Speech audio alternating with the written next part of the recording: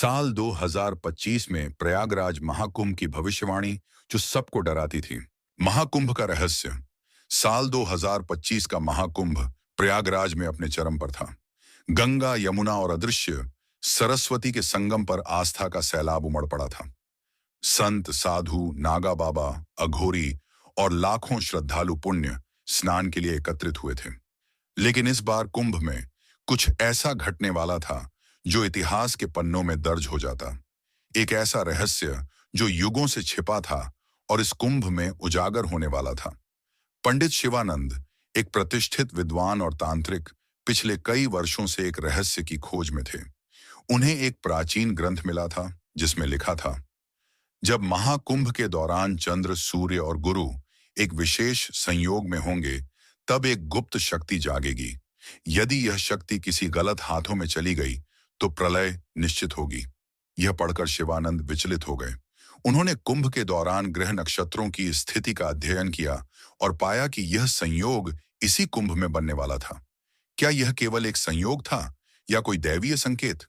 14 जनवरी मकर संक्रांति की शुभ बेला थी।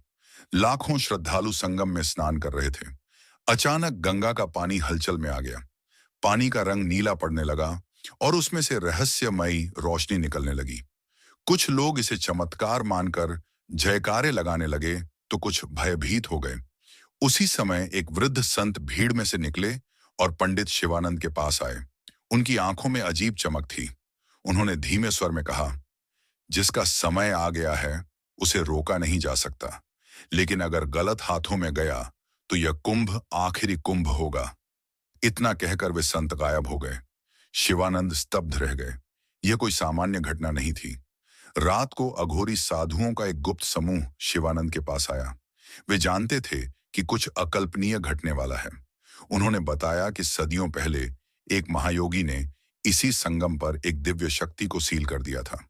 यह शक्ति सृष्टि का संतुलन बनाए रखने के लिए थी, लेकिन अगर कोई इसे नियंत्रित कर ले तो वह अपार शक्ति का स्वामी बन सकता है।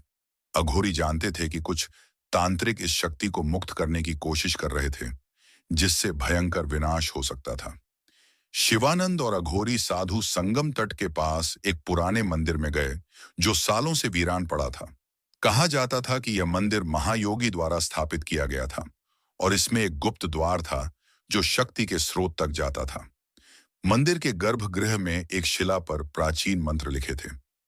जैसे ही उन्होंने उन मंत्रों का उच्चारण किया, जमीन कांपने लगी, मंदिर की दीवारें कंपन करने लगीं और एक गुप्त द्वार खुल गया। वे अंदर गए और एक विशाल गुफा में पहुंचे। वहां एक चमकती हुई शक्ति गेंद की तरह मंडरा रही थी। यही वह शक्ति थी जिसकी खोज सदियों से की जा रही थी। लेकिन तभी काले वस्त्र पहने कुछ तांत्रिक वहां पहुंचे। वे इस शक्ति को पाना चाहते थे। उन्होंने अघोरियों पर हमला कर दिया। साधुओं और तांत्रिकों के बीच भयंकर तांत्रिक युद्ध छिड़ गया।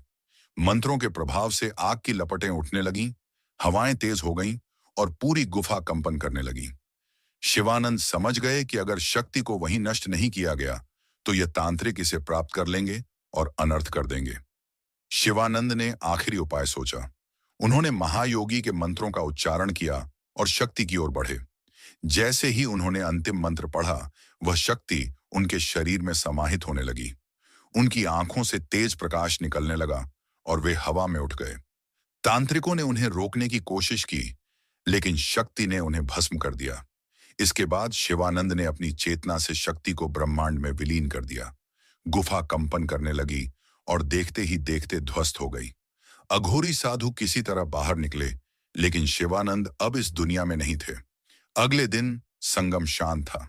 किसी को नहीं पता था कि पिछली रात क्या हुआ, लेकिन जो लोग गंगा में स्नान कर रहे थे, उन्होंने महसूस किया कि जल में कुछ अलग ऊर्जा थी। अघोरी साधुओं ने यह रहस्य किसी को नहीं बताया। वे जानते थे कि अगर यह कथा लोगों तक पहुंची तो फिर कोई न कोई इस शक्ति की खोज में निकल पड़ेगा। आज भी संगम पर जब रात को चंद्रमा की रोशनी गिरती है तो कुछ साधु कहते हैं कि उन्हें जल में एक दिव्य प्रकाश दिखता है।